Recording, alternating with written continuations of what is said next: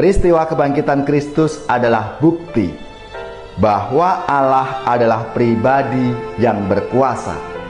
Hanya Allah yang sanggup menghadirkan peristiwa kebangkitan itu di dalam pengalaman manusiawi.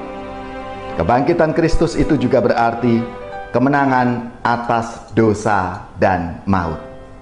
Lalu yang kedua, penampakan Tuhan kita Yesus Kristus adalah dasar pertumbuhan iman. Tujuan utama penampakan Kristus itu tidak berakhir pada upaya untuk menghadirkan perasaan takjub, heran terhadap peristiwa yang... Saudari-saudaraku yang terkasih, berjumpa kembali bersama saya Inspirasiku di Antara. Renungan harian Sabtu 26 April dalam Oktav Paskah. Semoga kita semua bersama keluarga, komunitas kita selalu dalam keadaan baik, tetap sehat dan bersemangat. Marilah kita mengawali renungan kita hari ini dengan tanda kemenangan Kristus. Dalam nama Bapa dan Putra dan Roh Kudus. Amin. Allah Bapa sumber kehidupan, kami bersyukur atas Kristus yang bangkit dan menjadi teladan ketaatan kepada kehendak-Mu. Bukakanlah bagi kami pintu rahmat kebijaksanaan untuk mewartakan sukacita Injil ke seluruh dunia. Dengan pengantaraan Yesus Kristus Putra-Mu Tuhan kami, yang bersama dengan Diko dalam persatuan Roh Kudus, hidup dan berkuasa, Allah sepanjang segala masa. Amin. Dalam nama Bapa dan Putra dan Roh Kudus. Amin.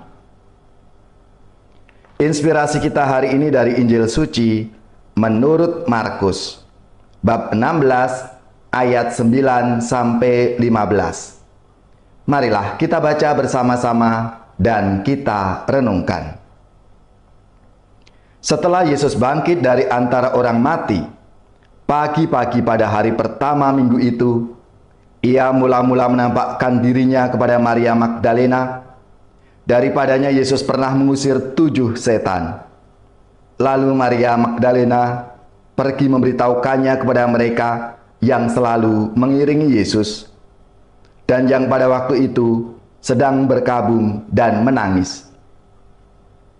Tetapi ketika mereka mendengar bahwa Yesus hidup dan telah dilihat olehnya, mereka tidak percaya.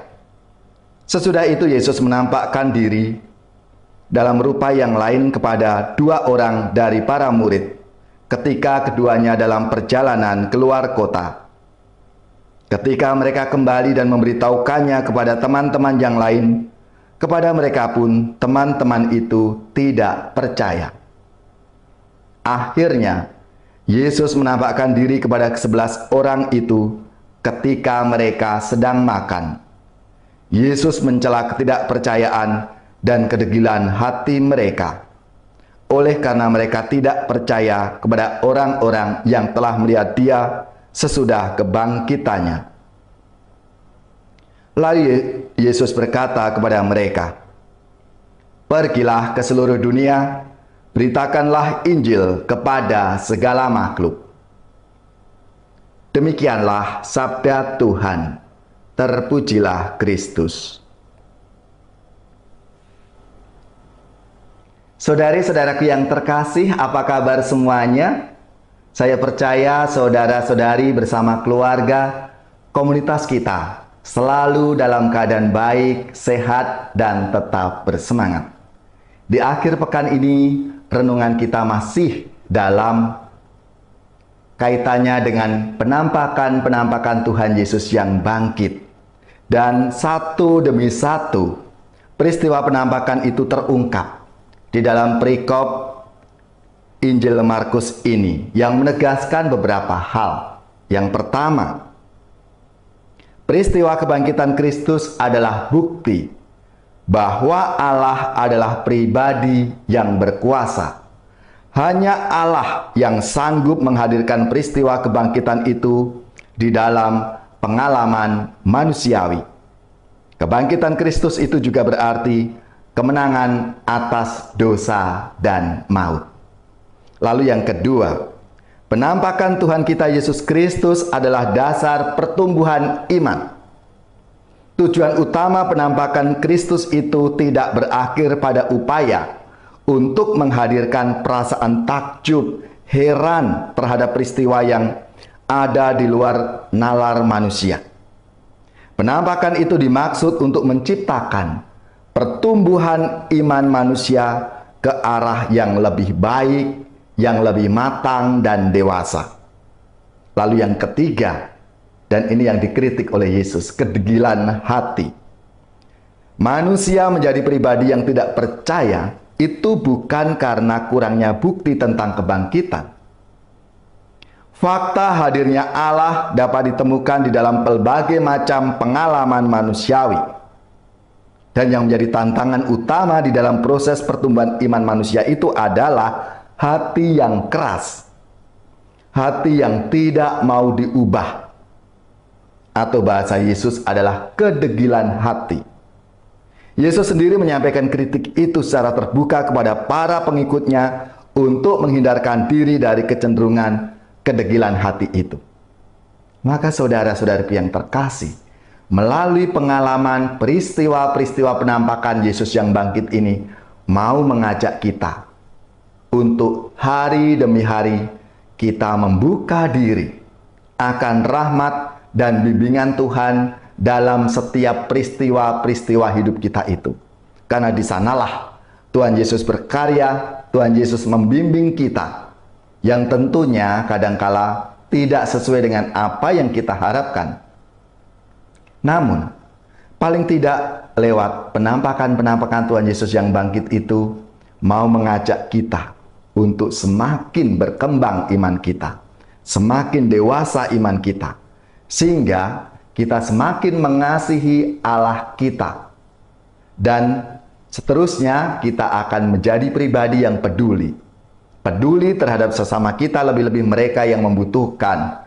Dan akhirnya kita berani untuk menjadi saksinya, untuk kita melalui pekerjaan, karya pelayanan kita menjadi saksi Tuhan yang bangkit itu dalam setiap pengalaman hidup kita setiap hari.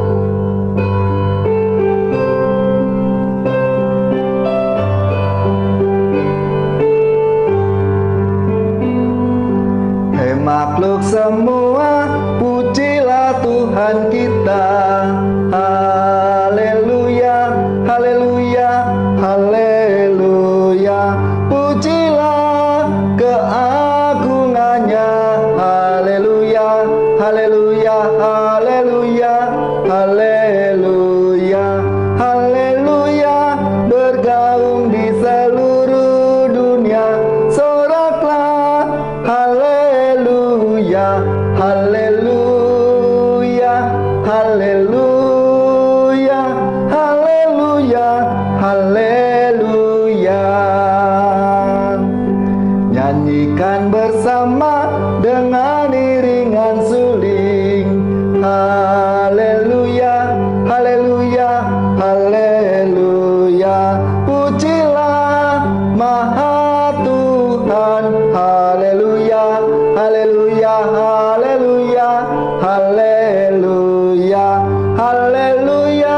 Bergaunan merdu suaranya, soraklah haleluya, haleluya, haleluya, haleluya, haleluya. Saudari-saudaraku yang terkasih, marilah kita siapkan hati kita untuk menerima berkat Tuhan. Semoga saudara-saudari sekalian, keluarga-keluarga, komunitas kita, orang-orang yang kita doakan, mereka yang sakit, yang menderita, seluruh tugas, belajar, pekerjaan, usaha, serta karya pelayanan kita, dibimbing, dilindungi dan diberkati oleh Allah yang Maha Kuasa, Bapa dan Putra dan Roh Kudus. Amin.